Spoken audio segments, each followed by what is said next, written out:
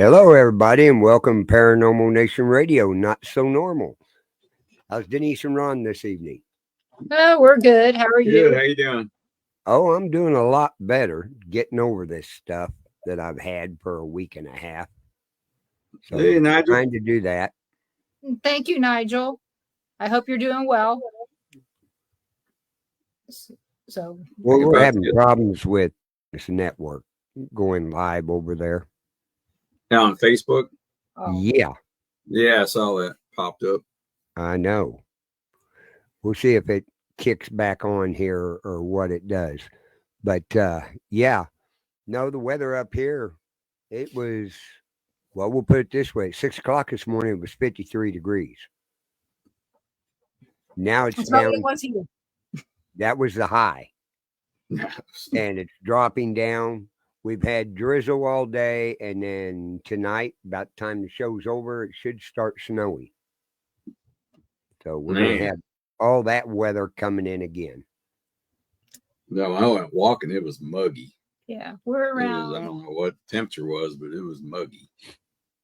We're 69 and windy, Hello, Mom. and by about 10 o'clock, we could start seeing thunderstorms, possibly hail. I don't think we're going to see any tornadoes, but it is our tornado season. Right. So Yeah, we're supposed yeah, to I'll get have to go. 60-mile-an-hour winds tonight. Yeah, I saw that. They're talking about us getting 40 to 50. I don't Right. know. I know that they've gotten some pretty good winds in Texas and Mississippi. Parts of Louisiana got hit pretty good. You know, they canceled the Mardi Gras parades. They said that no marching bands and no floats because of the wind. Right. So yesterday, you know, Mobile had theirs, and I mean, we went by one parade that was getting ready to start. We know we went by others because they started at 10 in the morning and went till 9 last night. Right. But we were there when they pulled in the ship that they're going to be making the reef that everybody's been talking about, the USS United States. Yeah. We're driving back, and I'm looking, I'm going, that's the ship. Ron goes, boy, that looks old. It looked like the Titanic. Hey, Crystal. Oh, really? So I got pictures of the ship, and they'll be sinking it 20 miles off the coast of Destin in a couple months once they get it reef ready. It's going to be the largest artificial reef in the world. Okay. Well, There's other ships that have sunk that are reefs now too. Yeah. So what they're doing, it's supposed to help with the hurricanes and stuff, give some barrier. Because where there's the reefs, it usually slows down the surge from the water. Right. I was going to say, if nothing else, it just shows our government that they like to litter. Well, I don't know. I mean, if the fish can live in it and it gives them a safe place to lay their babies and have their eggs. And that's true. We dump, like, after Christmas, you always take your fresh cut Christmas tree and put it in a pond or the lake and everything for the fish. Yeah, it becomes fish food. You're right. Well, they like going in there in the spring and having their babies around it, and it helps out a lot. It does. And this is about the same thing. I mean, if you guys are interested, go out and research, you know, what they're doing with the USS United States. And right now it's in Mobile, Alabama, being dismantled to just a shell. So it'll be interesting to see what they do. I mean, there's other ships out there. I mean, just think there's ships out there that sunk on their own that have all kinds of treasure and stuff. This one will be boring. There won't be anything with it. Well, anyway, you got as a guest tonight because our other guest had to have a notice. So, yeah, well, both of our other guests that I tried to get needed notice. But yeah, Chris, hey, Crystal. Oh, good. So our guest tonight. You guys are all going to remember him, hopefully. He's one of my paranormal kids. He's been with us for I don't even know how long anymore. Prior to me having a show, at least. So this is we're going to bring up Charlie. Hello, everybody. Charlie. Glad to be Hey, back. Charlie. Howdy, howdy. Hope everybody's wonderful tonight. Everybody on Facebook, hello. Yeah, I hope everybody's warm and safe Yes. and not going outside to stand and watch the tornadoes as they come in. I mean, I know that's where No Ron kidding. will be as soon as the warning goes off. He'll be outside looking. You know, I was going to say with this constant up and down, we were talking about the weather. This constant up and down, I'm sure you guys totally miss that Missouri, Kansas weather. Totally miss it. Yeah. Just Yeah, I saw that. 30 or negative 10 one day, and then the next, literally a week later, it's 60 degrees. Yeah. Well, Charlie, did you And not snow. did you Yeah. not know that Blizzard. our town hit the world record books for the most snow in the state of Florida? No, I didn't know. So, that. needless to say, we did not miss winter this year. It found Oh, us. no. Got a record everywhere. Yeah, It- it set there a record was- everywhere, but we just had the most in Florida. I do remember seeing that system come across. It's pretty wild how far south the snow got. Yeah, it took 3 Yeah, days well- for it to melt. 3 days? Wow. How much did you guys receive? Almost 10 inches. Wow. My goodness. That's So insane. basically, we had apparently Mother Nature is a redneck at heart because we had 4 inches before that, and that was the record for the state. It was here. And they said, Milton says, here, hold my beer. We're going to wait and we're going to see if we can get more. They beat it by a lot. Yeah, clearly. Were they kind of freaking out? Didn't know what to do with the. No, Yeah. they didn't know. Everybody here. Got the boogie boards out. No, Yeah, okay, yeah, that'd be fun. Yeah. Any Well, yeah, 'cause spoilers? you Like know they people don't tied have to, any you know- snow plows in Florida. No. Yes, they do. They have 11. Oh, they 11 do. for the entire they're not. state. They're not. No plow. They're not here. Yeah. They're over on the other side of the state. Oh, So, Makes and sense.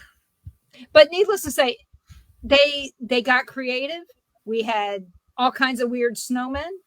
We Oh, saw all the people were sitting out on their front porches here in blankets, smiling and laughing at the snow, where we would all have been going, "Oh shit!" not Yeah, again." exactly. Yeah. All this all over again.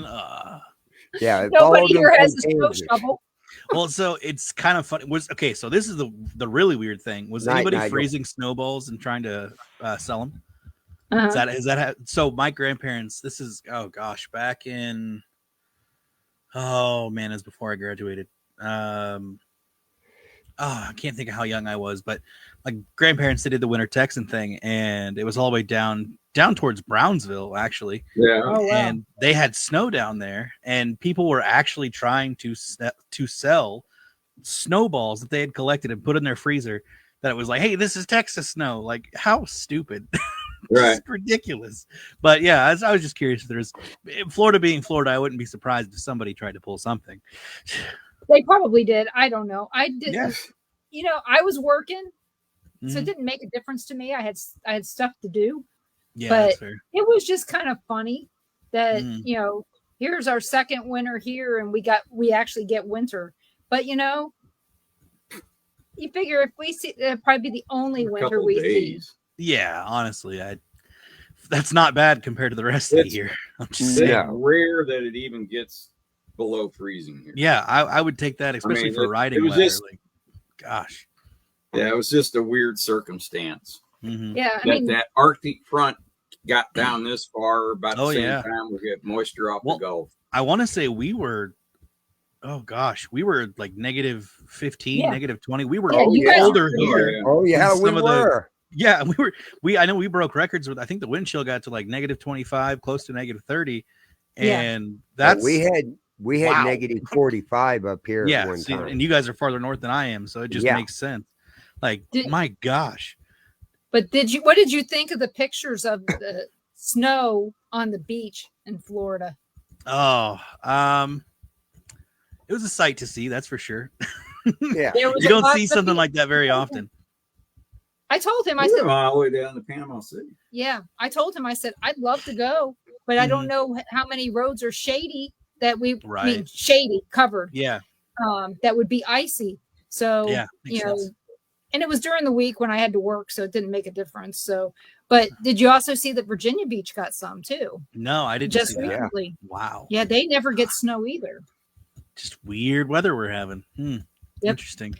What do you So- think the pirates would have thought years ago if it would have dumped 10 inches on that beach when they were coming in? I bet they would have been See, blaming yeah. somebody. Would they have thought, who took the wrong turn? Yeah. Yeah. Where are we? Are we in America or what? Where are we? Why are we so far north? No, I'd be flabbergasted. Of course, I'd be freezing if I was a pirate with how warm those guys would be day in and day out. But yeah, that would be insane. Oh, no thanks. Oh, yeah. No, and Take I a just little went winter boat and Go camping. to the shore, and they come back, and they got a big pile of snow going, look what we found. Exactly. And I was one of the crazy ones a couple weekends ago. A friend of ours, Jason Kupsik, was putting on a winter camp out, and my brother, myself, and like there were several people that came out for it. So it's like a bushcrafting conference where they Yeah. bring in vendors and stuff. And you know what? The first year that I did it, which was last year, it was just me. My brother didn't come with me, and I just had like a normal summer tent. Not ideal, obviously. Actually, it was pretty warm last year. Well, last year wasn't bad. It was like Right. 7 degrees during the day, but then it like dipped down to like I want to say it was like low 30s, high 20s. So I was like, you know what? I'm gonna have a sleeping pad. I've got like 5 covers. I've got a ton of layers. I'll be fine. Nope. When you're on that ground, and if it's not a weather like approved or whatever you want to call it pad, whew, man, that was freezing. I thought sleeping in the graveyard was cold that one time. That was way worse. But I mean, it made me, it got me acclimated. I was good to go. But then this last time, we had a hot tent, so we had a nice wood stove. I had a couple buddy heaters for in the morning when the stove was out. Like it was great, and there was snow on the ground. We had about, I think, maybe 1 inch to 2 inches of snow at the campsite, and yeah, it was a great time. We had a blast. It's a lot of fun. Winter camping, you're crazy. Well, not if you Oh go yeah, that's what we do do. the right thing. No, It was not if you go prepared. exactly, which is what we were. And I mean, I'm gonna use the same tent for next year. It was a great time. Great. I mean, how many Cool. times have we gone camping and we wake up and there's ice on the tent? Exactly, and that's, How many times that's have we what gone it was. camping inside and had snow in our room? Yes. Yeah. Yeah. Yeah. No kidding. That I still couldn't believe that. Oh, The good old first time we Malvern. used that tent and I make you come and help me take it down. Yeah, it was fine. It wasn't too bad. It was a great investigation. Great time. Very fun Yeah. event. But So- no, it was great. Well, I'm glad you had fun camping because I saw that you had heat and I was like, Yeah. well, that's cheating. Yeah, well, yeah, it was, but that's okay. Well, it doesn't help that you bought, like, I bought a gosh, what was it? It was like a 0 degree to 32 degree like sleeping bag, which it kept me nice and toasty. The problem is my shoulders are too wide. So by the time that it zips up, it just stops about here. And I'm just like, okay, well, it's super tight. So I just kind of left it open. I had a cot, like a off the ground cot, which was actually really nice. That helped a lot. My brother seemed to stay warm. I was like, look, if there's any point you feel super cold or you feel like you're like, you can't feel anything, just please tell me. I don't want you to think like, oh, I have to tough it out. You know what I mean? I was just like, look, I don't want you to freeze. I don't want you to lose any toes. Like, just let me know. But no, there were times that tent got so hot, we had to open up vents just to make sure that we could breathe at least. Yeah. It was pretty toasty, I will say. Yeah, we have a But you have a wood stove in that? Yeah, it was a small wood stove. It was probably about, I would say, this long, about maybe Right. this wide. So you could fit about, I'd say, a solid maybe 3-4 good pieces. But if you were to put a log in about that big, that was about it, and you would just let it roast for the entire night. But yeah, it had it had the smokestack coming off the wood stove, and then there was what's called a pipe jack, where it was like a little hole in the tent, and that whatever that material is, it was perfect because there was a couple times. It's welding pad. Yes, is what it is. exactly. Yeah. And we also had a little mat that the wood stove itself sat on instead of the tarp that we had for the tent. And yeah, it worked out perfect. It was Oh, great. yeah.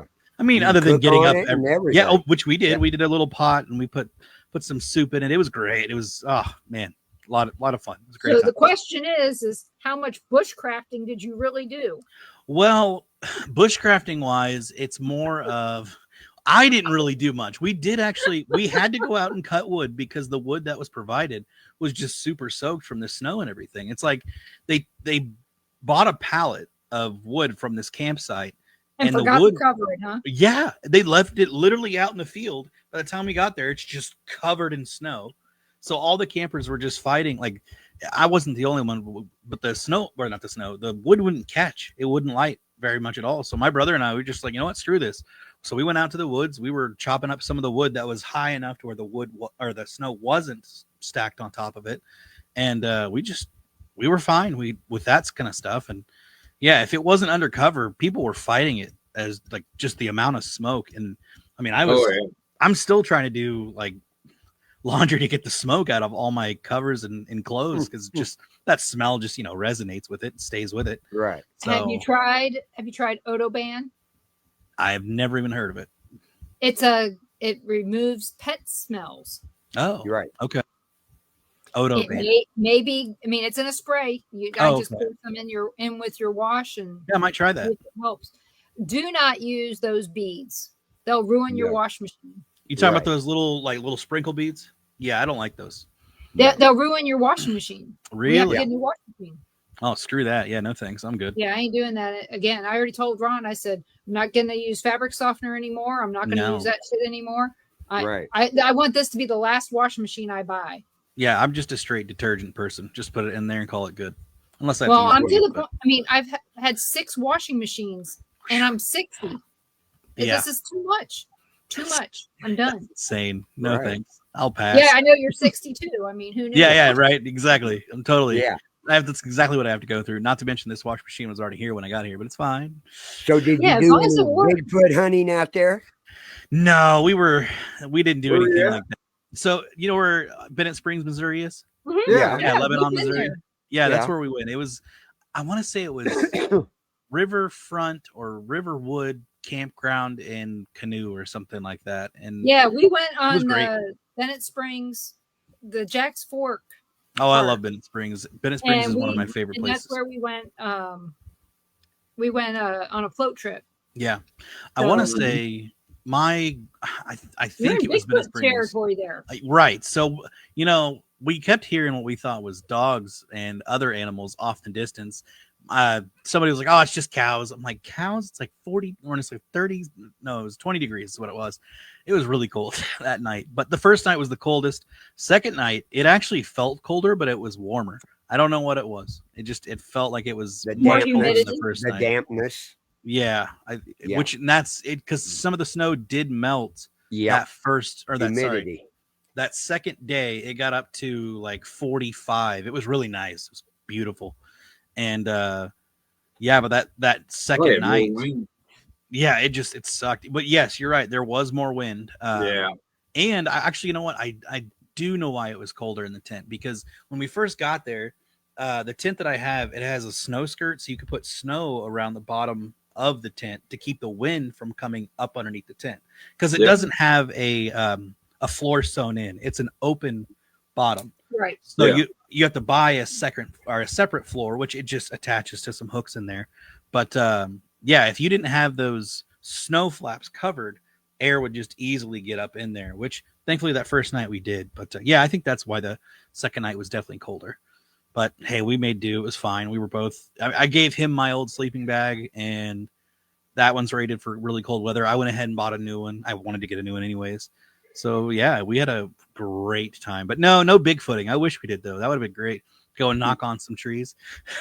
Well, because that's the area where Carter Bouchard said he has seen or has a location in that area where Bigfoot is at.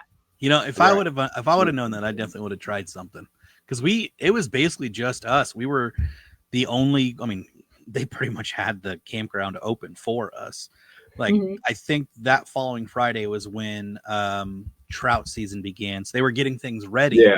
But they pretty much, we were the only ones there, which was fine with me. There was a huge turnout, bigger than last year's. And it was a great time. We had a blast. I can't wait for next year's.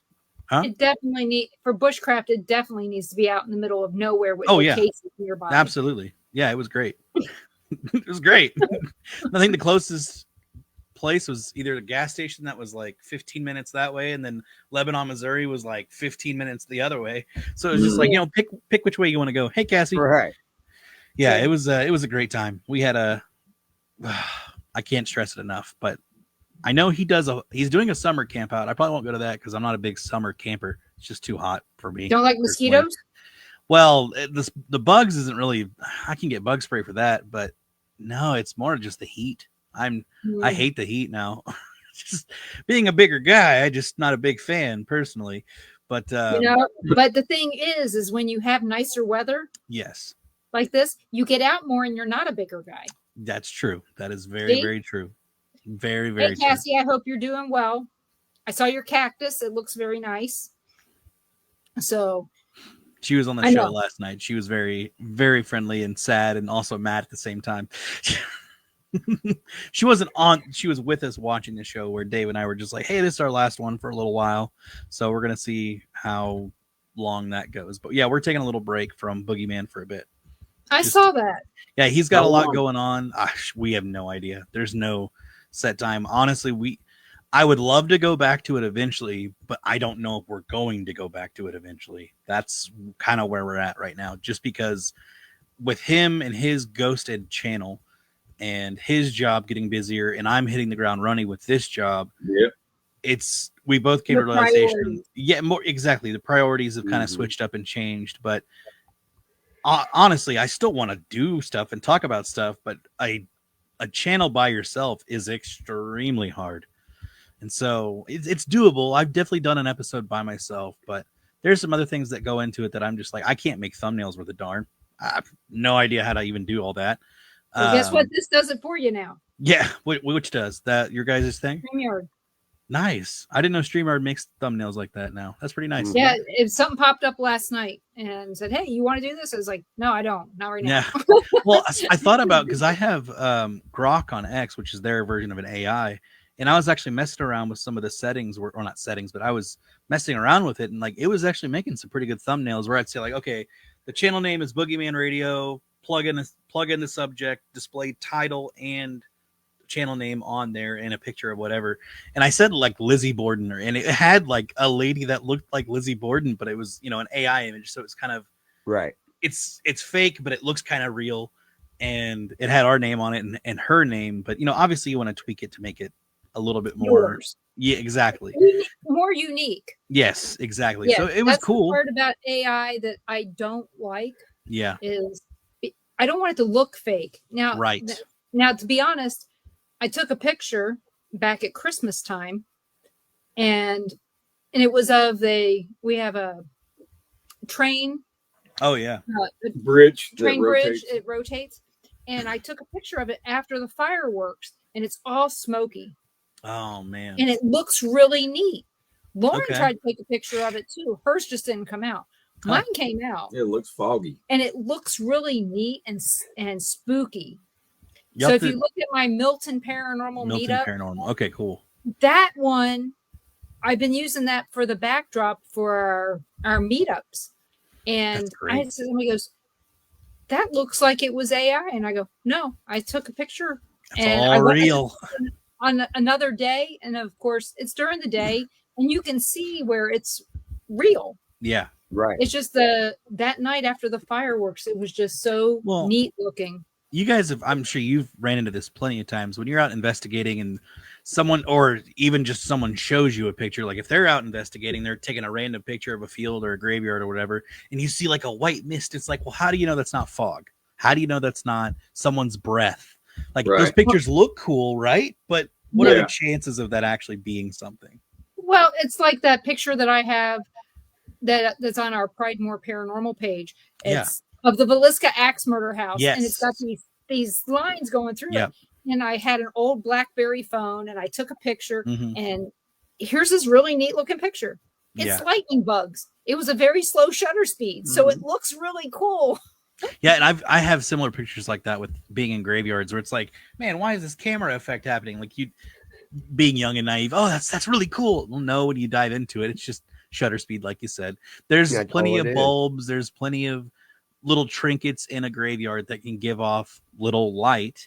And so if your shutter speed is open for too long or just right, it'll cause those little streaks with your shaky hand movements. Oh yeah, because the older we get, the less steady we are. That is very true. and I'm cursed. It's already hitting me, but it's not like, oh my gosh, bad or anything. But I've definitely have a little bit of little shakiness, but it's just small, subtle stuff, nothing crazy. Like how I really noticed. Do you ever use the phone app where you're like, you could look at the sky and it'll show you like a map of the stars and everything? You guys ever seen those before? I was doing that one night and I had it just in one hand and I was holding it up and it was like, man, why isn't this thing settling? It was because it was my freaking hand just kind of, okay, why is... Then when I put two hands on it, it was fine. I was just like, man, I didn't realize I shook that much. It's kind of scary. But no, the side note, kind of going back to what we were talking about with the mist and fog and crazy lights and pictures, the only picture that I will say that I've ever taken where I think that a fog or a mist rolling into a picture was something, I was at my sister and brother-in-law's. I think I was dog sitting. They were going out to a Halloween party. They had asked for me to just take a picture of the both of them because, you know, it's just, hey, this is our costume, whatever. So I took a picture of them. But right before I took this picture, we were inside, by the way. Right before I took this picture, I saw this like weird, just like mist come into the shot, and I was like, oh my gosh, like seeing it in real time. And I took the picture and I showed my sister, and we have no idea what it was. We don't think it's spider webs. We don't think it was any fog or mist because we are in a temperature controlled environment. So there's no way it could be any fog from any of us. I mean, shoot, we were literally in a house that's running either AC or heat. So what that could have been, but we were both just completely caught off guard. Well, come to find out, it was the anniversary of my brother-in-law's mom's passing. Oh. I didn't know that at the time. So my sister pulled me aside. Like, she told me a while later, and I was just like, oh, because I'm fully under the impression it was a unexpected accident. Just like, you know, very unexpected.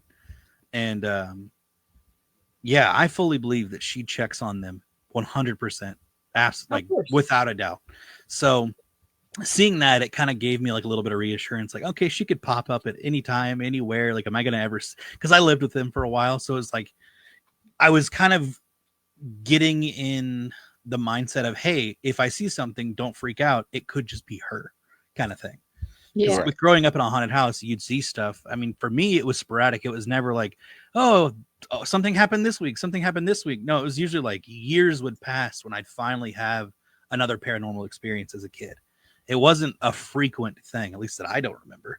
But it was pretty sporadic. And to me, it's very interesting, you know, when people go into places like YouTube channels and they're like, oh, we catch stuff all the time. It's like, how? How do you do this? Secret. When I was growing up, unless it was something major, it just seemed like a normal part of my day, and I just kept going. Yeah. So it doesn't. I can see stuff all day long, and then unless it's shocking, I'm not going to say anything. Mm-hmm. Yeah. Sometimes I don't even know that it's something paranormal happening. It's just there. Absolutely. And I just kind of let it be. And I know that sounds weird to some people, but when you've been looking at this stuff for over 50 years, you just get whatever. I don't want to say acclimated. Yeah. But you get desensitized. Absolutely. And it's just like, oh, okay. Well, that's another thing. That's exactly what happens. And even as a little kid where I didn't understand, like before I really knew about the paranormal, I remember certain things happening, and this wasn't dream state. This was actually happening. I could remember certain things, but I would just like, oh, that was my sister. Oh, that looked like, because it looked like my sister for one. And I was just like, oh, okay, that's weird. Well, she wasn't there. And then what happened, there's no way it could have been my sister. With the path, the trajectory, everything that it did, there's no way it could have been an actual physical person. So that really caught me off guard in that experience. But, you know, I totally get it. I really do feel like over the years, when we actually have experiences, it definitely desensitizes us. And I would say I'm getting to the point where, yeah, investigating is great. I love investigating when it's actually serious and people want to take it serious. But when it comes to like events and stuff like that, I'm just there to have a good time with people, hopefully have some sort of experience. And if I document it, cool. If I don't document it, cool. I just want to have some experience. And I don't know if it's, but it's it's very random. It is so random when you actually have, like, for me, like, there's been a few times where tech kind of goes off, but it's like the more and more I see people use tech, the more they base everything and like on it, you know, and it's Way it's too much. so And you, hard. Yeah. Yeah, exactly. it Like, takes the objectivity mm-hmm, out of it. It's all absolutely. subjective to that at that Yeah. point. And so that's my big thing. Mm-hmm. Like when we were at McPike and then we went to Ashmore. Oh yeah. Okay. When we were at Ashmore and we had that experience and it sounded like Rick. Mm-hmm. If we'd have had a piece of equipment, it may have picked up a sound, Mm-hmm. but it wouldn't have said, "Oh my God, that sounds like Rick." Yeah. Mm-hmm. We knew what we were hearing. Oh, and by the way, we may be meeting up with Rick's mom for Oh, lunch when we go next month. nice. Good. So it'll be good for us. Yes.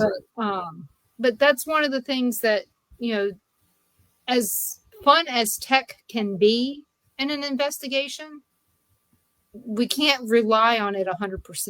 Yeah. And it's unfortunate, but with that being said, when you do have multiple devices and multiple devices are going off, like, and I'm not saying like phone apps that are creating words or getting your location and relaying it back to you or going off Right. of what you're saying, suggestive wording. Yeah. I'm talking about more of like, oh, well, and people give me crap for it, but it's fine. But the chances are, let's say I have a cat ball go off or a REM pod go off or a what's the one I'm trying to think of, the EMF rope thing,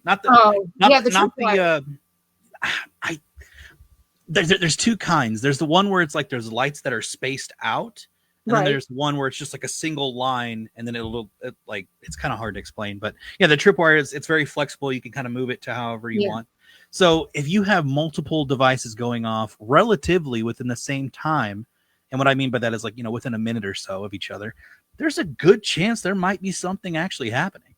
Like that's what I think. They're not on top of each other. Exactly. Yeah. Because if you ever notice, some people put them all in the same area and wonder why. Yeah, they put them all within a area like that. Yes, and I will say when I don't know if so when I was up at Caldwell County, actually one of my favorite experiences up there, we were in the basement, and this is when I was with Dusted On. We had, I want to say, like 6 or 7 people in the basement, but it was like we had one. Gosh, I can't even. I'm trying to set up the scene here. I can't remember the room, but there's a hallway in the basement, right? And we were in. I want to say it was like a boiler room or some sort of big. There was some big device in the room, but I can't think of what it was. It was in the boiler room down there where they used to heat. Yes. The courthouse with. Several of us were all spaced out, and we were going from the room into the hallway. Well, it seemed like whatever was happening, because somebody had a K2 and then somebody had something else, somebody had something else, somebody had something else. And it was like boom, boom, boom, boom, boom, boom, like just going in a circle. And it did it like 3 times, like just making all the devices go off in a circle. And we were like, whoa, that was weird. Like that's something that's like, okay, well, there could be actually something happening here. Now, I didn't think it was phone service, because phone service would be a whole different story as how devices would react. But were there like this one? Did one kick off the next one? Well, I don't think it did. They were so close together. Well, no, we were pretty spaced out. It wasn't like we were on top of each other. It was like, I would say probably 3, 4, 5 feet from each other. So we were a pretty good distance, I would say. Which I mean, some stuff can be different ranges. I have to be. Oh yeah, of course, absolutely. To make sure that you're explaining it correctly to the people who aren't there. Yeah, so they can get a good idea of what was happening. But yeah, that to me, that was that when you have different amount of tech like that, which is great, move stuff away, get things spaced out. And I think one of my least favorite additions to, the REM pod is the temperature sensor. I cannot stand the temperature sensor on the REM pod. When you have teams or a paranormal group using the REM pod and it's next to a window when it's cold outside and it's an older windows, single pane, it's probably going to pick up the cold coming in from outside. And Right. on your video, if you don't move that REM pod from that part the entire time, of course it's gonna keep going off as cold in that section. Right. Yes, that has happened on a YouTube show that I've watched. Oh, I So know. yeah. it's Do I just look shocked? ridiculous. Yeah. Do I look shocked? No, I mean, no. if you'd have put one in our room at Malvern, it'd have gone off all night. Oh, 100%. Oh, yeah. It's Susie. She's visiting you guys. It's clear, it's ghosts make it cold. Okay, well, then what's the hot sensor? Why is it getting hot? Like, yeah, to me, temperature sensors are kind of iffy unless you just get a huge sudden cold drop. Then that's something. That's something. If it is in a temperature controlled area Yes. and it drops or goes up and there's no air conditioning on at the time or heat on at the time, Right. I could put a little validity into it. Absolutely. Like when your EDI meter went off at the Sally house, because Mhm. I know that has a temperature sensor. Yep. But at that time, it wasn't the temperature sensor that went No, it off. was the But EMF. if it had, Mhm. that would have been a good place for it to have gone off because we were not near a window. Exactly. I have So- yet to have that temperature sensor actually go off the way it's supposed to. Mhm. Like I really do trust the EDI. Like in the EDI Plus, I do trust both of them because for me, it's just even with the EMF, you can definitely tell the difference between when you're picking up like electronics in the building, like wired systems and stuff, or when it's something from people's phones or something from like walkie-talkies or other pieces of tech. But for me, yeah, I really like the EDI. I still use it for sure. It's one of my favorite pieces. Yeah, I remember when it was your brand new toy. Yeah, that's bringing it to Sally house. That was great. Yeah. That was the day with Rick where we both heard the growl in the basement. That was wild. That was the only time that I investigated with Rick, actually. Like I seen him here and there and talked to him, but as far as like full on and like, which I mean, I guess it was really the helping with the tour, but we were able to investigate a little bit.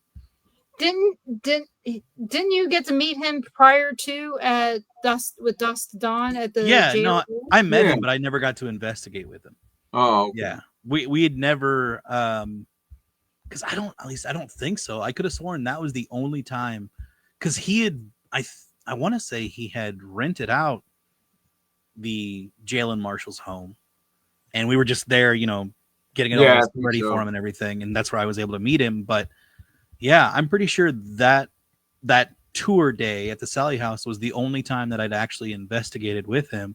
And it was wild. I mean, you know how Rick investigates. Yeah. It was, Oh, yeah. it was nuts. But the thing is, he wasn't even really provoking. We weren't provoking. But to hear, like, I would say I've only heard what I would consider an unexplainable growl twice in my life, and that one was definitely it. And I will say, because of that growl, and obviously other things, but mainly because of that growl, I will never go back to Sally house. I do not ever want to go back there, ever. So, and it's just me. People can say whatever they want about me, but it's not a place that I need to go to. Yeah. And welcome, Carol. And we would love to see your picture of a spirit. Yes. Yeah, I'd love that for sure. Yeah, that night we were investigating with Rick. That was the first time he'd been there. Yeah. And he had gotten to where he was provoking. We were down in the basement. It's all on video. Mm-hmm. And about 14 minutes in, you'll hear it'll say something. You'll Yeah. hear it loud and clear. Was that not in the echo box? It switched was over the to dark I think I box. Dark remember. Yeah, I think I remember seeing that. If there was a video, because didn't you get scratched? Didn't Oh, you yeah. spend- Oh, I I know got you got scratched scratched all the also. time, but like that night specifically, Right. you But got scratched. Yeah. when it says what it says, the temperature dropped like crazy. Okay. I wished I'd had some kind of meter. I mean, I didn't really need it, but I would have liked to have seen how much it dropped because it yeah. got freezing cold in there, and it was about 70 degrees Yeah. It's in no the basement no thanks. that night. Yeah. I mean, It was it wild. got so cold. I turned my head one way. The guy was next to me. He turned his head the other way. We were trying to see if we could see our breath. Mhm. That's how cold it got. That Wow. quick. Yeah. I'm not surprised. That It got that place has got freezing cold. so much interesting energy, and it's hard That to was nail it that down. was wild. Yeah, I'm sure. Gosh. I just no thanks. That's it. I mean, I'm all for having a paranormal experience and seeing things, and like there's been times where it's just like, hey, I don't have any tech going, I have nothing going, and I'll just say it out loud, be like, hey, I've got nothing going. I would love to have an experience. I would love to see you if you're open to letting me see you. If you want that to happen, sure. And I've only ever had it happen once, but that one time, oh man, whew, experience that If I will anybody never wants, ever forget. anybody wants to watch that, it's on YouTube. Just go to Paranormal Warnings. Yeah, Probably type in Rick Rose Sally House. That would help. It's actually the episode or part 2. You can watch part 1. You'll kind of get an introduction, but it's part 2. It's about 13, 14 minutes in, but you'll hear it. I mean, it's loud and clear. You'll hear what it says. I'm not going to say it. That was one of the very first live streams we ever did. Yeah. That's how I ended up having a show, was because of that. Yeah, that thing, he had gotten at whatever it was, he got it pretty pissed off. There's something there that I just don't want to mess with, and I don't want to have Not a part anymore. of my life. No, it's no, it ain't there no more. Oh, that's sell good. Girl Scout cookies. And it was on Good Friday too. Oh, was it? Yeah.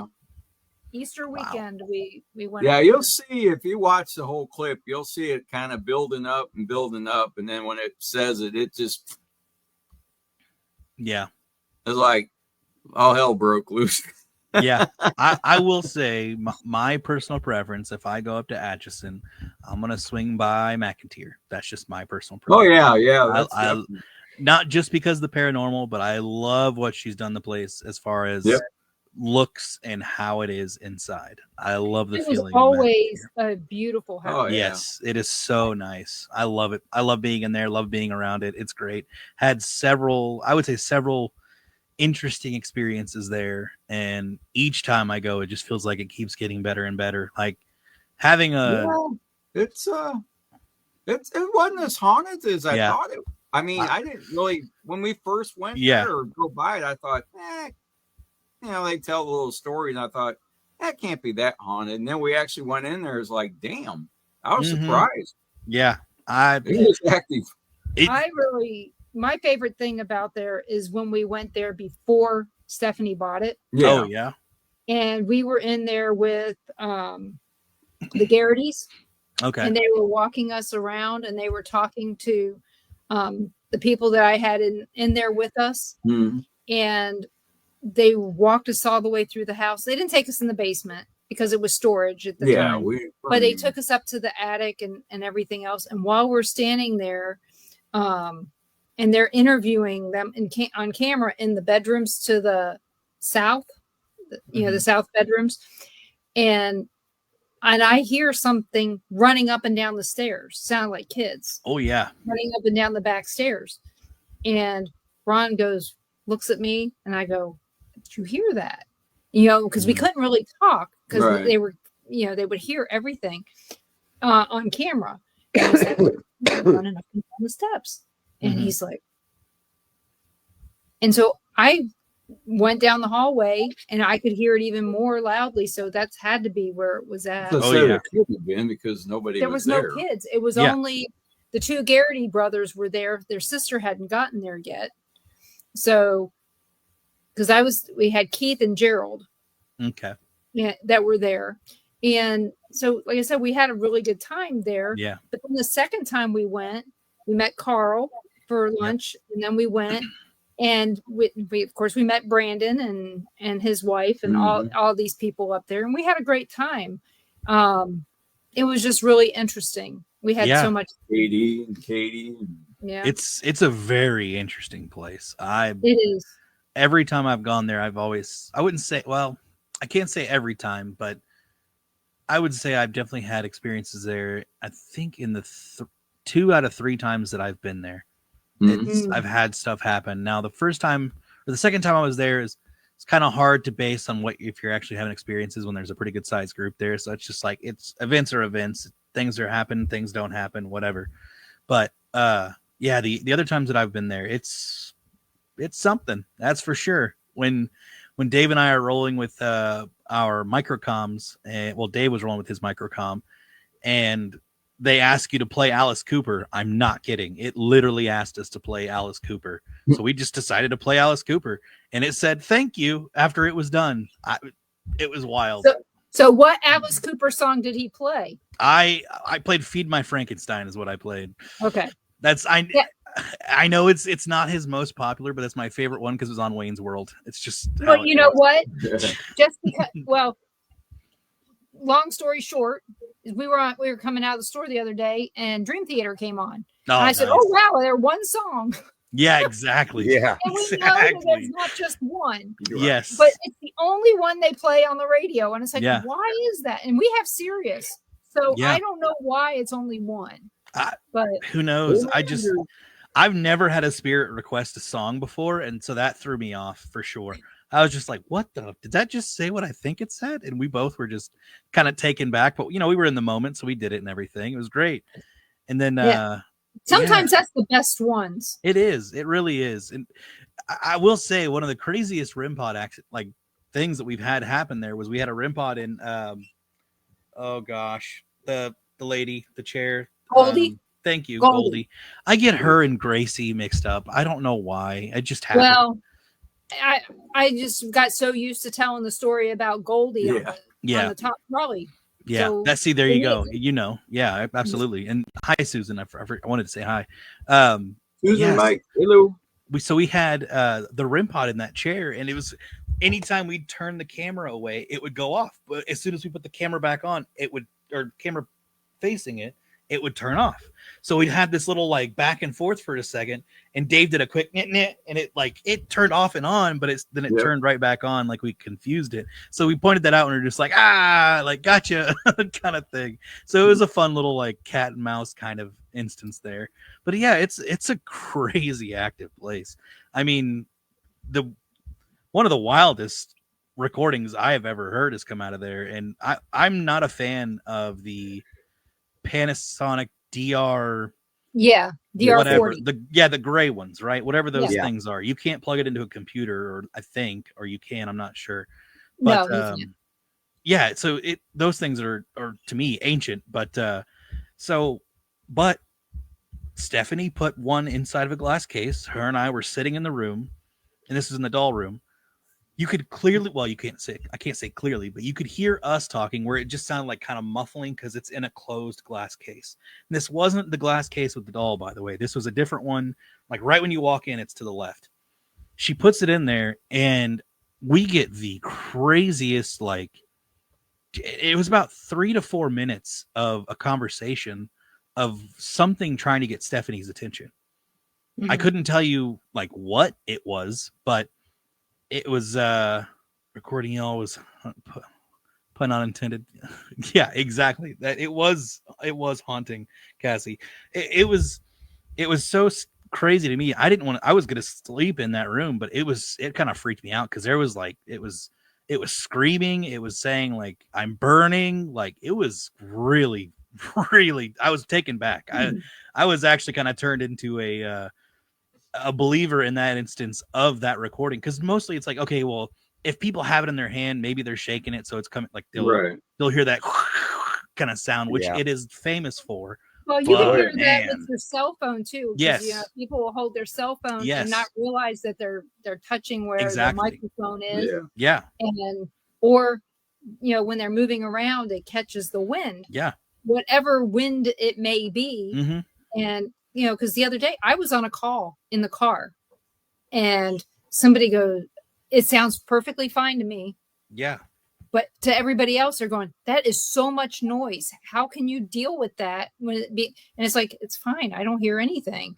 But the noise was so loud for them. The little bitty mic was picking up every bit of road noise. Yeah, and that's so when we had it inside that glass case, she's not holding it. We're far enough away that we are not interfering. You can kind of hear us in the background, but it sounds so muffled, you can't really tell what we're saying. But then you hear something else talking, and it's just okay, what in the world was that? And I'm actually trying to find the video of it. We talked about it on the show a while back. The question would be, was that person related to the fire that happened down the street at the theater that used to be I thought they There had a used to be a fire in church. the attic. Not that I know of. So, but I know that there was a fire at the theater the down theater, the street, yeah, and down- that didn't that house, wasn't it at one point We like can a see where that boarding was. house? Oh, geez. You just had to ask me questions about the I location. don't remember, but I do know that there was a fire and some people died related down to the building down the street. Mhm. Mhm. But there, Atchison is one of the few cities that didn't have their downtown burn. That's wild. Yeah, you see it all the time. Like here in Milton, our downtown burned, and there's hardly any. There's one street left of Wild. historic buildings. What was that? Just because people were angry and they just decided to go burn everything? No, It was a It's general. Okay, yeah. that makes sense. Bad electric. Oh, Cassie said yes, a boarding house in the 40s and 50s. And I think that's when that fire was. Yeah. Where that theater is, but the Yeah, you theater can see wasn't. where that was. Yeah, there's two different fires in there, and it was a church originally, Mm. and then it became the theater. And Wow. Atchison. Yeah, it's still got the burn marks. I'll say, Susan, we're talking about Yeah. Atchison, Kansas, and a couple other things, but yes. Right. Yeah. All right, so I found the video and I found the segment of us playing the recording. Can I share? Yeah, you go ahead. Bring it up. Yeah, Talking you know how to about- do it. McIntyre Villa. Mm-hmm. I'm hoping it'll share audio perfect. You right. got This is just it's a clip that we put on. It's recorded from our show that we did with Stephanie. We kind of did like a little reveal on the show. And so we just were like, you know what, let's segment it really quick and just put it up. So this is pretty much, it's 4 a.m. Dave's elsewhere in the building investigating by himself. Anybody else that was there is all passed out. Stephanie and I are just having just a fun conversation in the doll room, like just kind of just chilling, whatever. And she just nonchalantly puts a recorder in the glass case.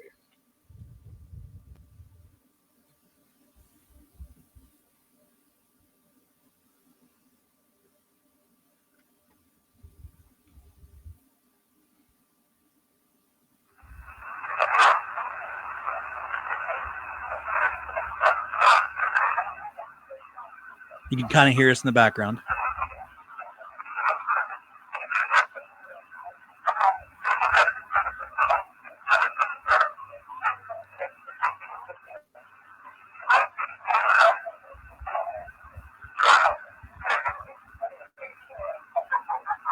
That's Stephanie.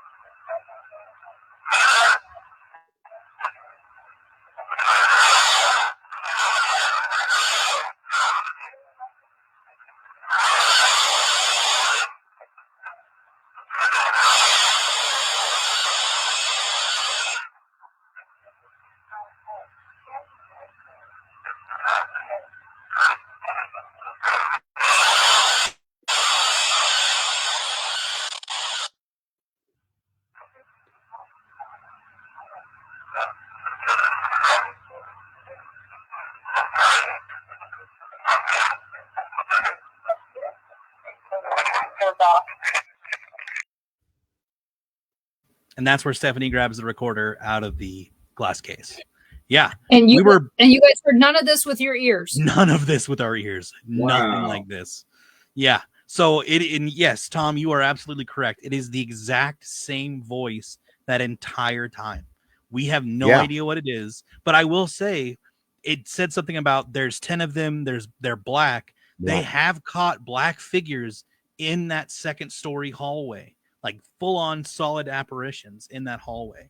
So the history of Atchison yeah. is they wanted Kansas to be slaveholding. Okay.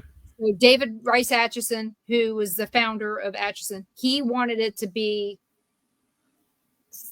slaves to be part of Kansas's history. Wild. Right. But it used to be that if a slave ran away and it came to Kansas, Mm-hmm. they were allowed to come and get their slave and take it back. Wild. And there are some churches and some other buildings there that are part of the Underground Railroad. The African Episcopal Church right there on the main road coming across when you come across the river Mm-hmm. to come into Atchison, right after the gas station there on the south side, there's the AME Church there. It's a African American Methodist Episcopal, something like that. Okay. That is part of the Underground Railroad. They said that at one time that the River House used to be part of the Underground Railroad. We have no proof of that. Somebody said that. I have no proof of it. But that's one of the things. Maybe it's related to that part of their history. It could be. I don't know, because this same voice, it addresses Stephanie, like it knows her somehow. Don't know how, but it does. Was saying it was in front of the closet. That's weird. In front of the staircase, which is right, like they're right next to each other, like right in front of each other. The closet and staircase, or the staircase and closet, whatever.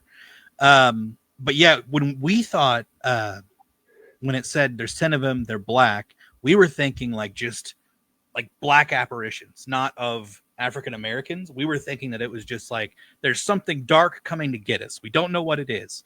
And then we were like, okay, well, what's the burning sensation? Is that someone being burnt alive, or is that a spirit like going through a burning?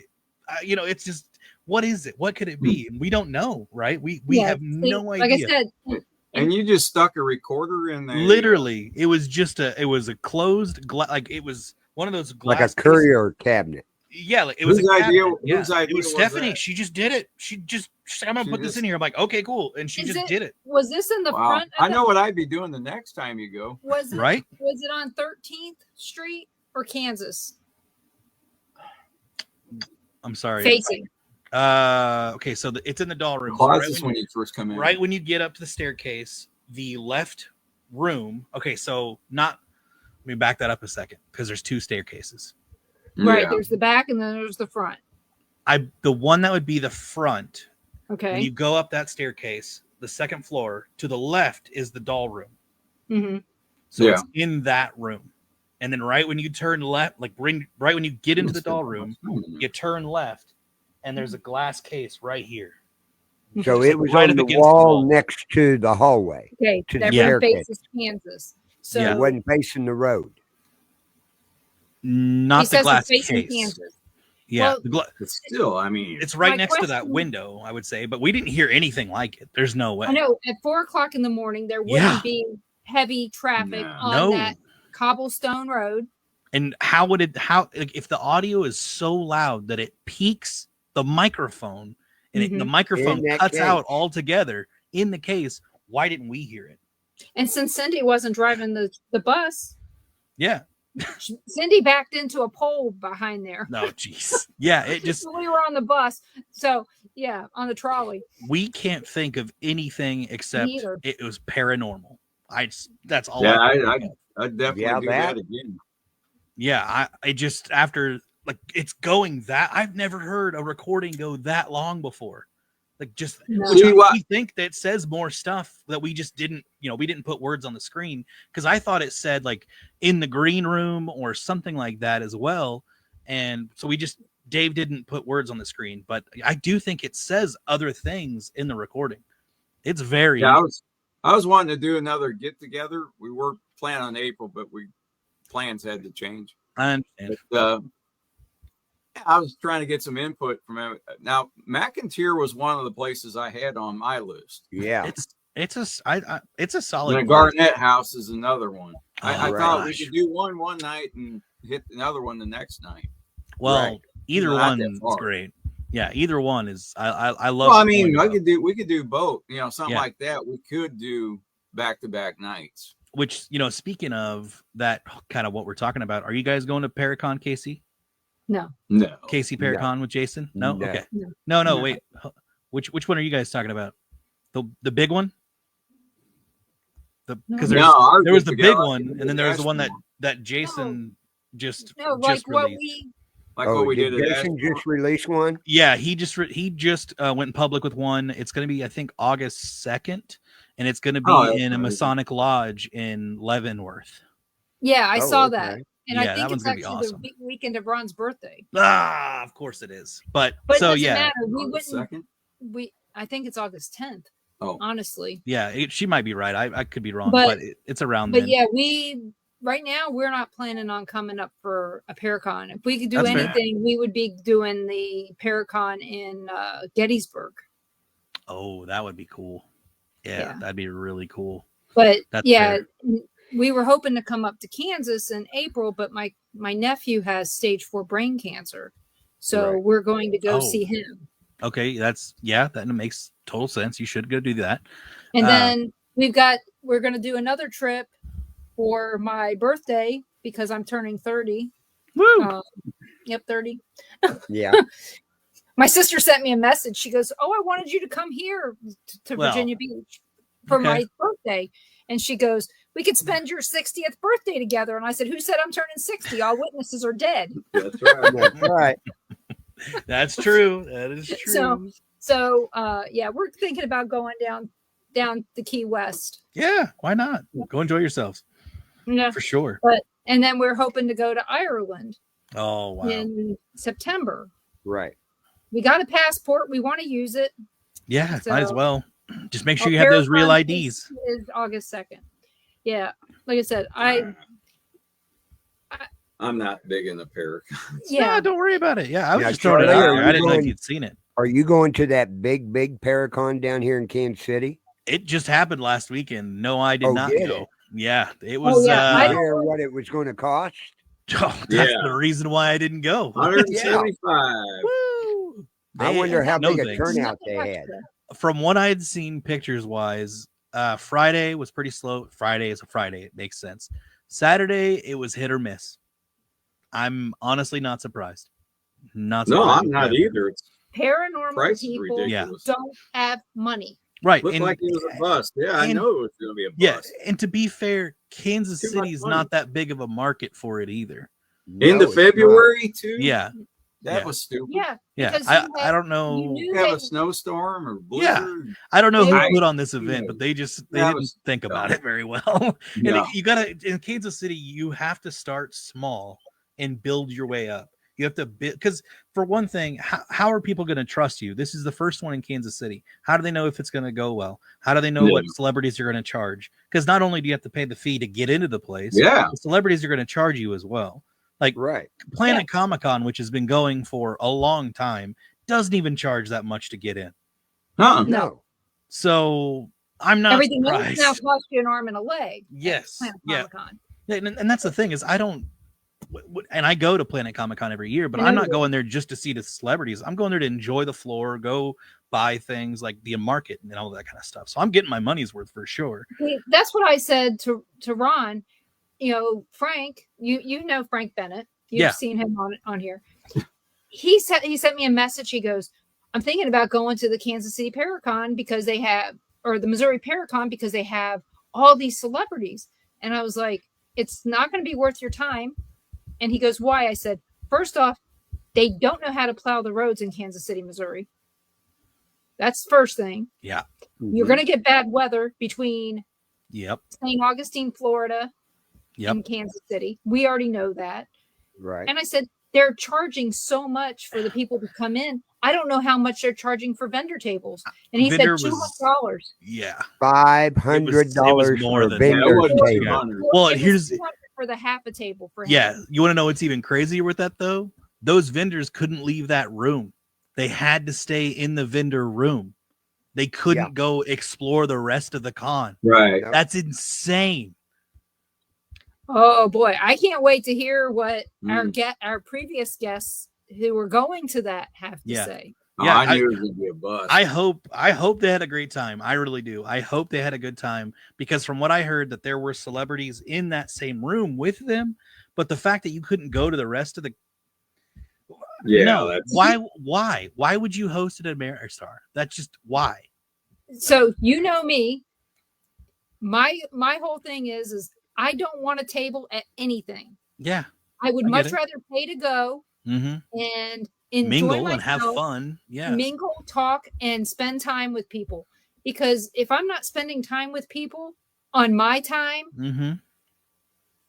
then I don't want to do it. I want to be able Yeah. to sit down, 9 times out of 10, if we go to a Paracon, I'm sitting behind somebody's table talking to them. Yeah. I'm not standing in front of their table talking to them. I'm sitting down right next to them and talking to them and learning about Exactly. them. Yeah. Like it just if the vendors can't interact with the other people, what's the point?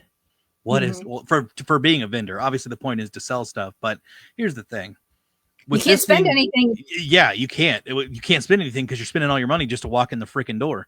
Especially since, like, I think the weekend package was like over $200. That's insane. It was $175 plus you had some fees attached to that. Yeah, Right. Which was that the weekend? Because I thought the one day was like 120. It was either it was 100 like or 120 for $170. one day. That's way too Yeah. much. Yeah, it was like It's $175. insane. Then you had to pay for any of the things that you wanted to do. Right. Oh well, we're If you paying wanted that. We're charging that much to get all the stars in here. Lower the amount of stars. Like, And who says they're stars? Yeah. Who in the hell? yeah, no kidding. No do, kidding. So do they those not? vendors didn't make a Gosh. penny in there. Yeah. No. Well, And I that's feel so ugh. bad for them. But again, at least I talked a friend who needs to make the money Oh, it Yes. lost out of there. going. Yeah, he would have lost his ass driving yeah. there from here. Oh, absolutely. Yeah. So Yeah, because they would have had I to am pay so for their own sorry. hotel and all that stuff. yeah, Guarantee it. And- It's ridiculous. that's one of the things that when Dave did his Paracon, he did a really good job. Yeah, I It thought was so just too. too bad that there was so many other events going on Yes, in I town agree. at the same time. Mhm. But the thing We were actually is, talking about that last night. he did such a good job. He did not overcharge. Oh, No, we had fun at that one. And, like I told Brandon as well, I told him the same thing. I said, when you do a Paracon, you get the people that are local to Yes. you. Those are who they want to meet. The people in the area want to meet those people. Find people that are willing to pay their own way to get there and Yeah. do it. Right. Don't pay people to come, right. because We- once you pay one time, every other place they go, they're going to want to charge. Yeah, we were talking about that last night because I asked Dave if it was like, hey, because he was like, maybe I should do another one, just like, whatever. And I was just like, well, if you could, where would you have it? He's like, well, I thought about Springfield. I thought about Joplin, thought about Arkansas, but Arkansas is probably just too expensive and it's out of the way. And I'm just like, well, you got options. Like, that's why I like Yeah. Coop Six. Coop Six is literally to get in $10. I know. Yeah, that's what it should be. He's always, Yeah. Jason has always kept the price Yep. at a decent price. Yeah. It's just sometimes his venues were questionable. Yes. Well, okay, so that is something we did talk about. So this Masonic Lodge is actually on the second floor of this building. They I know have it is. yeah, it's in the one in Leavenworth. So they have like this huge marble entryway, which is awesome. Looks amazing. Yeah, I know where it is. We're doing something there Friday night, but they have one of those handicap electric chairs that go up. They're trying to get that fixed for anybody that is handicap. But I think what he also talked about doing is if someone is like, if they're just adamant that they can't go up the stairs, there's 2 other rooms on the first floor that they're thinking about turning one of those rooms into a streaming room where if they want to go there, like to go and watch it for free, go for it.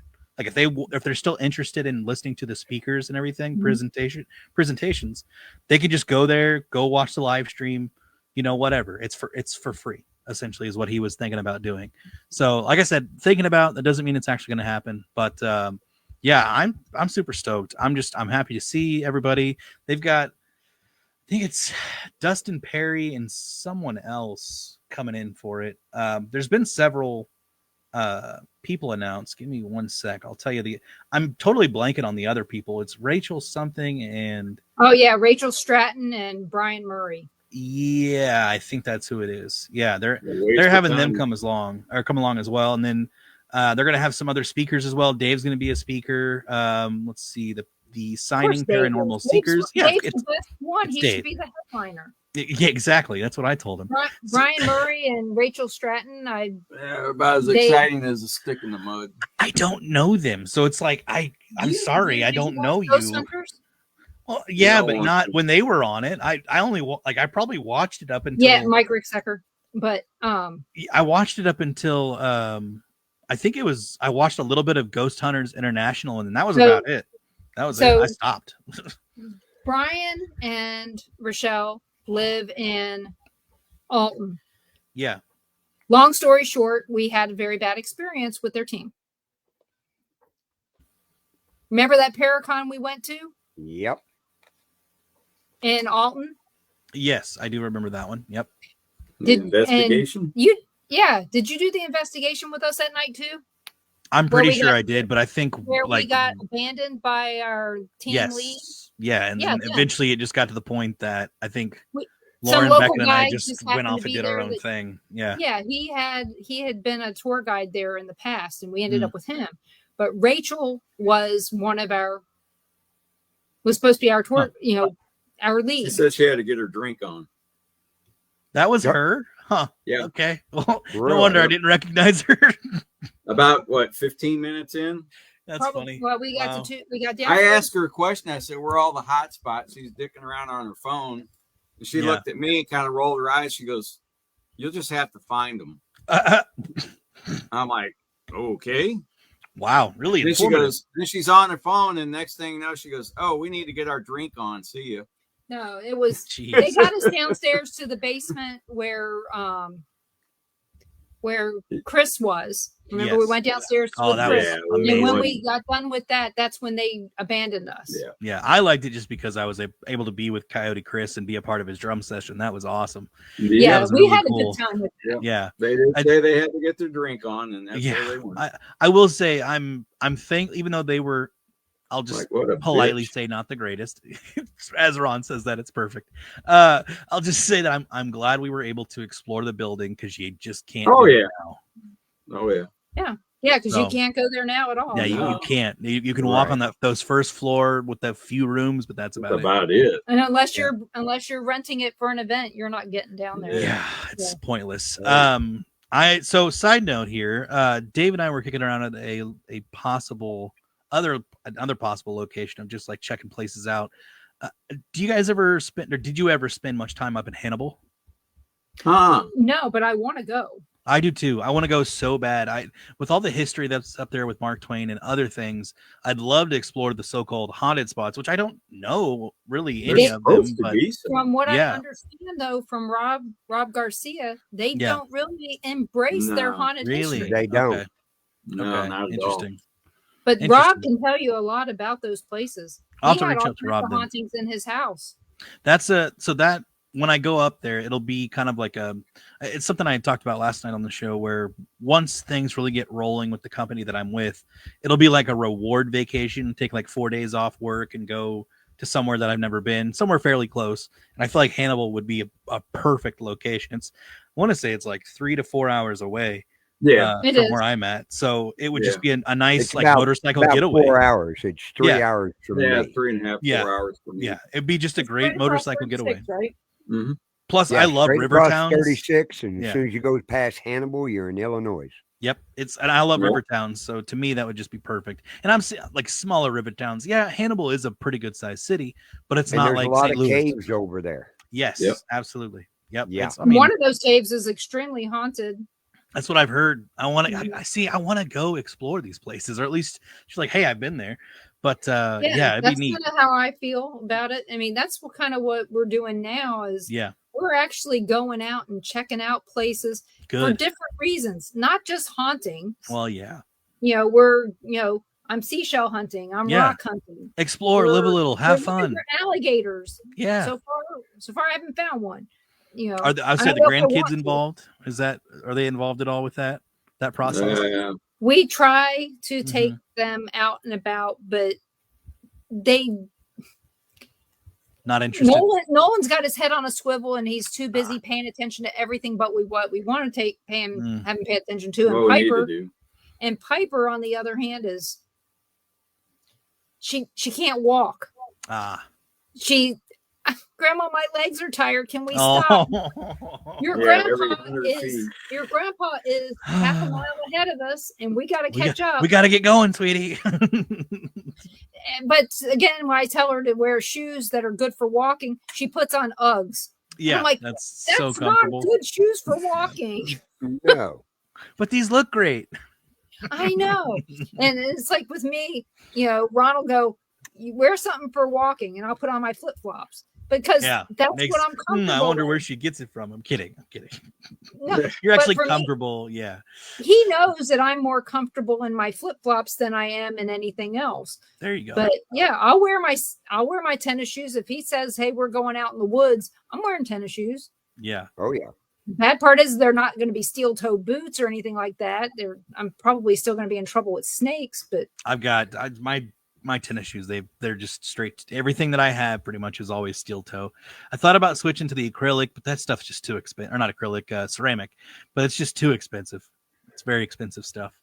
So, my cousin, he was like, yeah, you should switch to that instead, because if something heavy falls on your foot, that steel toe is going to chop right through your toes. I'm like, oh, great, wonderful, thanks for that visual.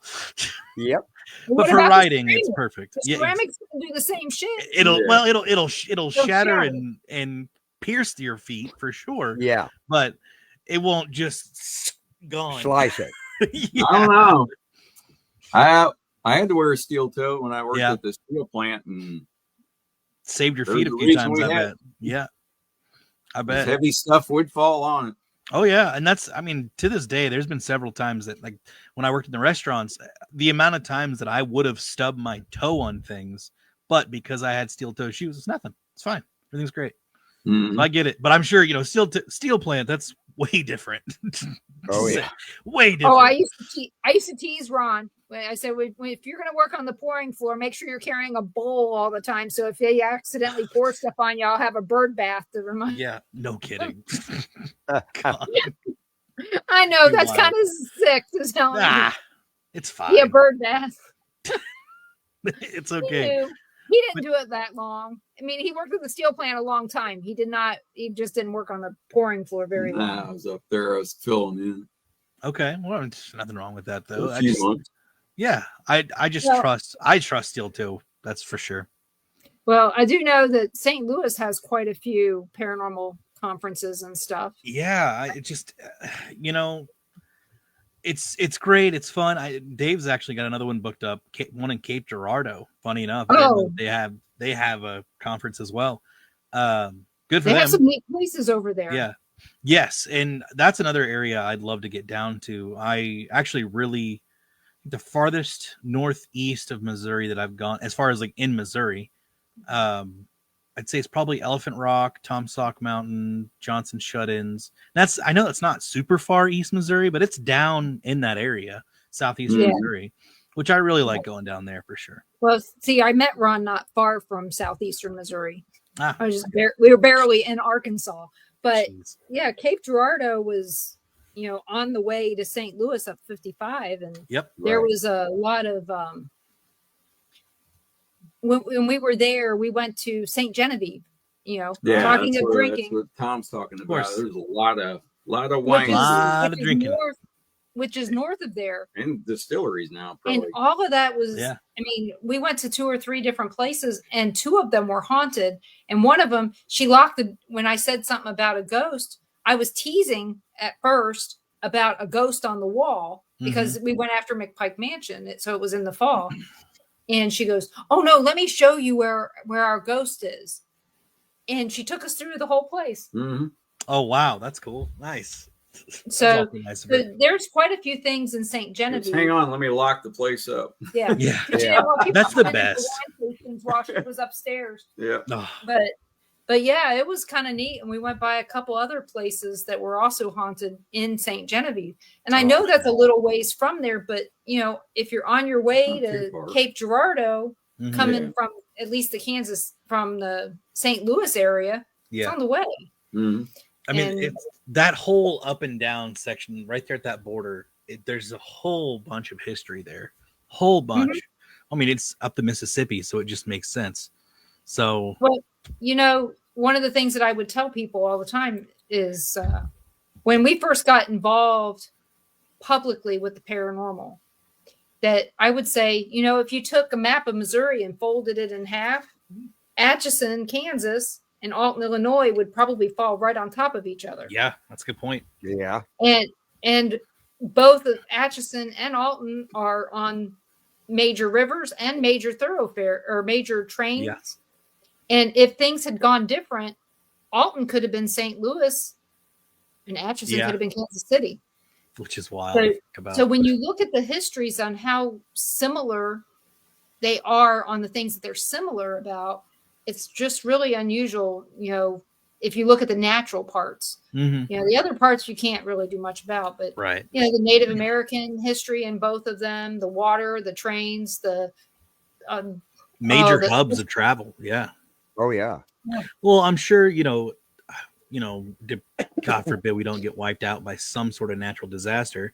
However many years from now, when the modes of travel change, they'll be saying the same thing. It's like, oh, these interstate highways used to flow from this city to this city. Well, like what we were talking about, where river to river, or not river to river, but town to town on the river, because their interstate highways was the rivers back in the day.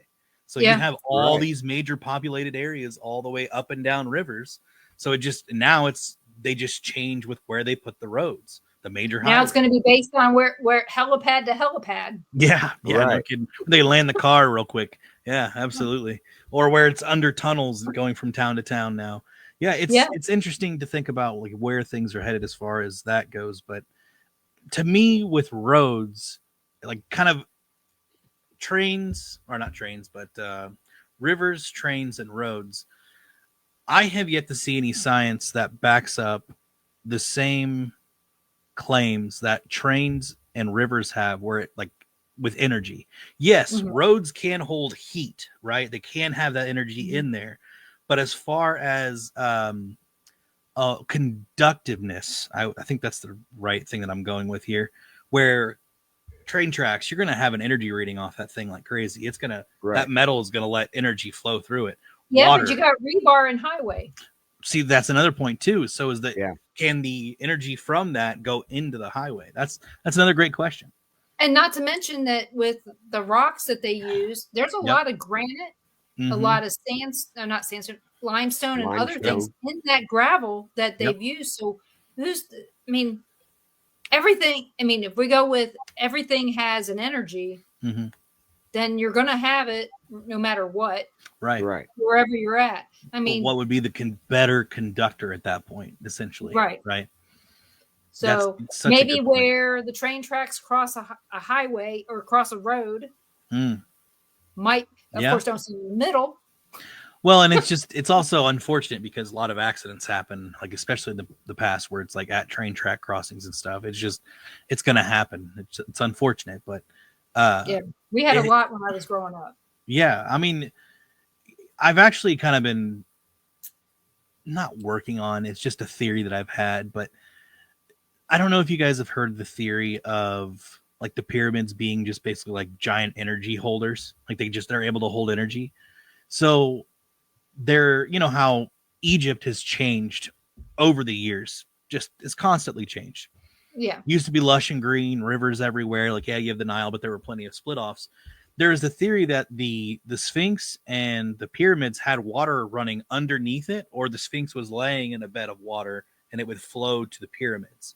So, which I think there is water down deep enough if you go into Egypt. But to me, it makes sense if it is an energy conductor or holder of energy. You have to have that flow of water going to either one to really, especially the pyramids, to go with that, because those stones, I mean, those are what I couldn't tell you what the stone is off the top of my head, but yeah, it just, there is a science to water and energy, metal and energy. I wouldn't be surprised if there's something to roads as well. We just haven't really studied it that much. Well, it's kind of hard to study a road. True. Because they replace them all the time. True. Well, there's that, and then what about our red dirt roads or gravel roads, or you know, because gravel roads are going to probably be a lot more than these red dirt roads or just regular dirt roads. So absolutely. Who knows? And maybe is it possible that these pyramids are just giant organites for protection? Yeah, it's a very good point. Very good point. I mean, why else would they would organize multiple pyramids in the shape of constellations? Not just the Great Pyramids of Giza, but like whole complexes of different civilizations are mapped. Yeah, it's interesting stuff to me for sure. I'm majorly fascinated into Egyptian mythology and architecture.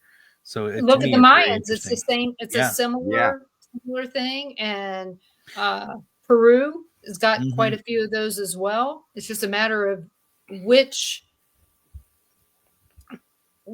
one can we spend the most time on. Absolutely. Right. The bad part is with the Mayans, we can only go with theory. Well, you just wonder how they built the pyramids, because they said even with modern day equipment, it would take a while to do. I literally watched this guy. No, absolutely. I watched this video of they couldn't move these sheer these stones by man strength alone. If that makes sense. Right. Like they had to have some sort of mechanical difference that we have today to be able to move these huge heavy stones, and as far as they did, plus with also sawing the stones down to just the precision where it's like you can't even put a paper in that slot. Yeah. Laser precision. So perfect. Yeah. Laser precision back then. So who was helping them? Yeah. So this whole theory where it's like, oh, they had this saw and they'd put sand in with the saw and it would help cut the stone. Okay, explain the precision. How did they measure them all? How did they get a perfect 90? Literally. Yeah, everything. It just doesn't make any sense. And nobody wants to stop and think about this kind of stuff. No, because if they do, their heads will explode. Yeah, okay. I don't know.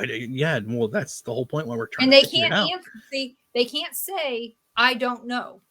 Yeah, because that's not an acceptable answer. Well, and now we know what Charlie's answer. Would you like to go to the future or go backwards? Oh, it's definitely backwards. You're gonna go back to Egypt. I'm definitely gonna go backwards. Now I need to change how I look. Obviously, they're gonna think I'm probably some I don't know. Somebody they make it. This court gesture. Well, it's something. I don't know. I'd have to change my look because a white dude that looks like me in Egypt might get a few eyebrows raised. But you don't know. That's the thing. True. You don't know what people look like then. You don't know what your past life was. Well, that could have been there. I mean, to be fair, we didn't know that that dinosaurs had feathers until within the last 10, 15 years. Dinosaurs had feathers. Did y'all know that? Yeah. There were some crazy. That did, yeah. Well, no, like T-Rexes and all those, they had feathers. Really? That is. You guys should look that up. Yeah, they have now most and the sounds that we think we know of what dinosaurs make completely different. Completely How would they different. know? So what they could do is they map what would look like the vocals in it's like I think it's like an AI mapping or whatever. But you take some of the DNA of these dinosaurs that are buried, and you have a machine recreate it. And that's how they know. Yeah, like the sounds, it's completely different compared to what we think a dinosaur sounds like. But yeah, it's what we thought so dinosaurs Jurassic looked Park like forever. Is totally wrong. It's pretty much, I mean, size maybe right, size of the dinosaurs. But yeah, as far as how they look, it's not as scaly and crazy as what we thought. Yeah, they are reptilian, but think about this. Aren't chickens like a very different version of a dinosaur? They're a very different offshoot of a dinosaur. They have feathers, Just a lot smaller. just a lot Yeah. smaller. Yeah, Well, I exactly. would think closer to a pterodactyl, Better, which and might be Right. different. Yeah, But that's yeah. go look that up sometime. Dinosaurs Mm. have feathers, or do dinosaurs have feathers? I do Or had know feathers? on the size of the dinosaurs that Mhm. they're probably very close because I've been to Yeah, the I agree. Museum of Natural History, and my mom used to live in one of the places where they found like mammoths Yeah, in Saltville, Virginia, and they found one in the Salt Lake there hmm intact. that'd be You wild. know, but yeah, I'm when you waiting. think about I'm waiting for the day that somebody, which they have it. I know they have the DNA of a darn woolly mammoth that was frozen in the Arctic somewhere, but I'm waiting for the day that somebody recreates it and makes it come to life. I guarantee it's going to happen eventually. Science is I going to be the death of saw- us all. It's just what's going to I happen. saw a thing on TV the other day where they were saying that there's a possibility that they still live in Alaska or I in wouldn't the be Arctic, surprised. and that we just don't see them. That's what Yeah. they're seeing. Well, It's not Bigfoot or whatever. It's this. yeah. It's- So wow. think about this as well. With how vast I want to say is not Africa. Where is it? South America, and then Madagascar. Is that Africa? Madagascar? No, that Madagascar is off of Australia. Australia. Okay. So I'm thinking the wrong area, but like heavily tropical rainforest, perfect example. We have yet to map out the entire tropical rainforest. Like actually what's inside those thick trees, like what the Mhm. floor looks like. We have no idea. So we have no Right. idea what animals are still out there that we can't find. Same with the ocean. We can't map. We can map out where the floor is at, but we don't know what it looks like. Like there's deep sea fish that they're like every single year, like, oh yeah, this is a new fish. This is a new fish that we finally see. Like it's very interesting how much things have changed over just in the short time that I've been alive. So I fully expect that. I mean, they actually found okay, I can't think of his name, but the main guy that's always in charge of the archaeology over in Egypt. I can't think of what his Oh. name. I know who But you're talking about. I Yeah, can but see he's if I on can like see- everything Egypt, Yeah. ancient Egypt.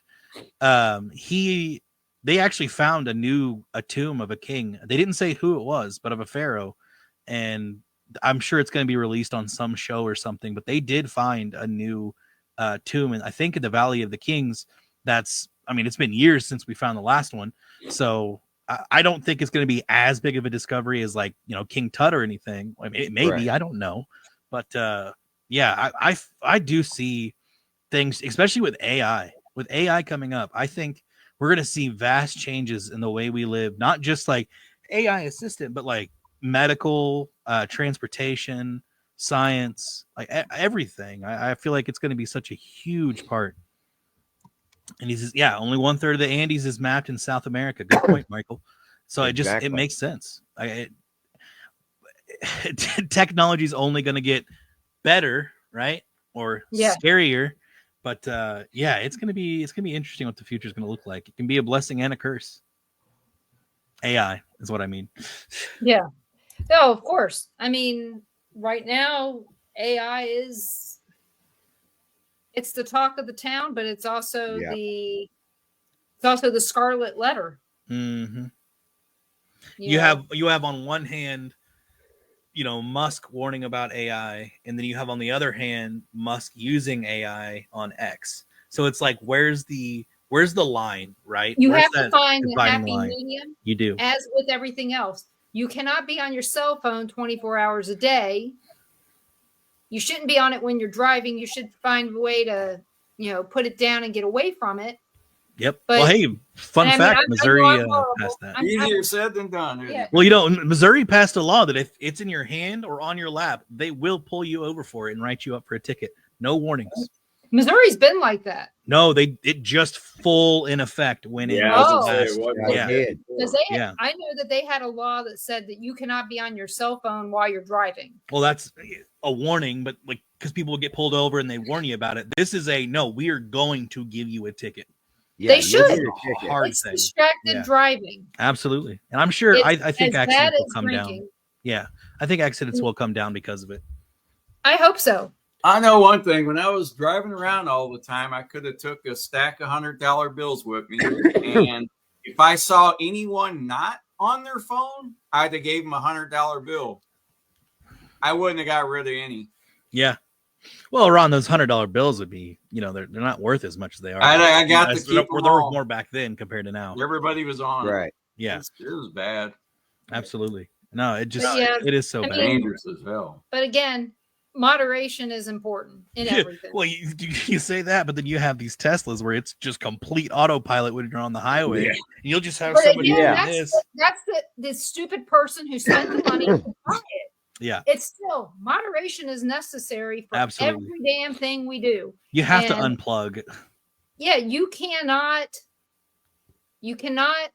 have a car that is 100% automated. Yeah. Who's at fault should you hit? Well, somebody? you actually, I don't think it is 100%.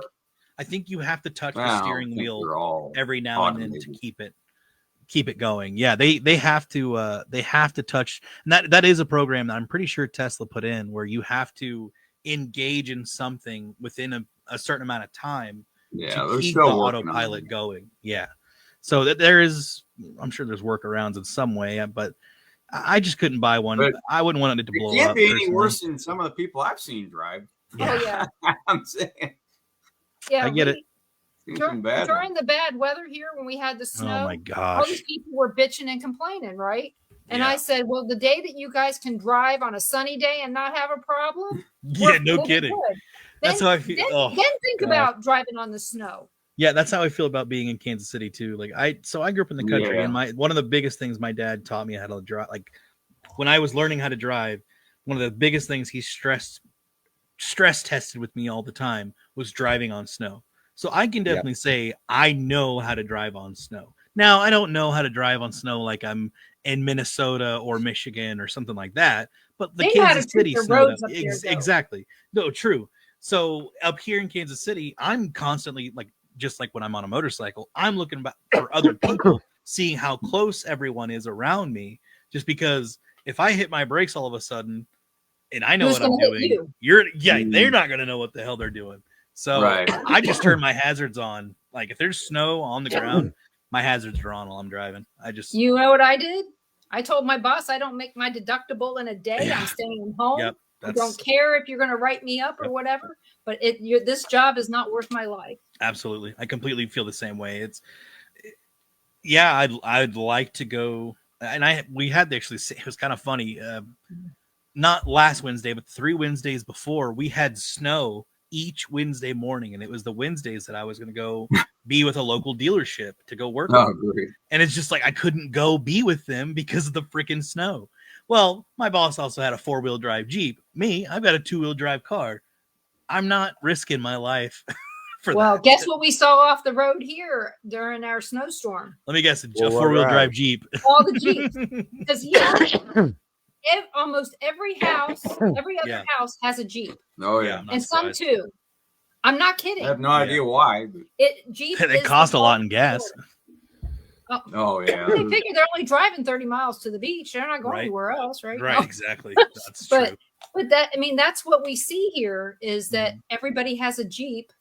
Well, like I said, every other house has at least one Jeep. Mm-hmm. Yeah. So when Devin was sending me pictures of cars off the side of the road, they were all Jeeps. Not surprised. So not surprised. But you know what? Not at all. We're at the end of the show. So Charlie, where can everybody find you? Oh gosh. Well, when I'm not at work, I'm on Facebook. It's just as my name, Charles Fort. I know it says Charlie, but I go by both.